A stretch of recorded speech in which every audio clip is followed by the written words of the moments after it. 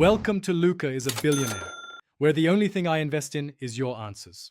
You begin by opening Preview and granting the app photos and files access so imports work reliably. Once done, tap the plus button to import an image, PDF, or scan.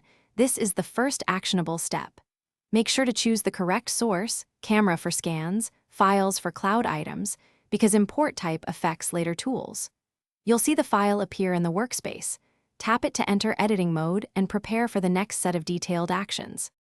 Once your file is open, switch to the editing toolbar and pick crop, markup, or text depending on your goal.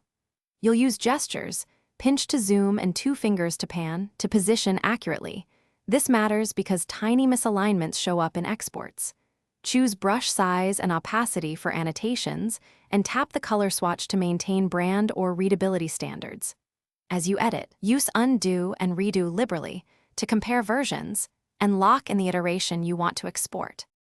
To finish, tap Share and select PDF, JPEG, or PNG and choose Save to Files or a sharing destination. This finalizes your work.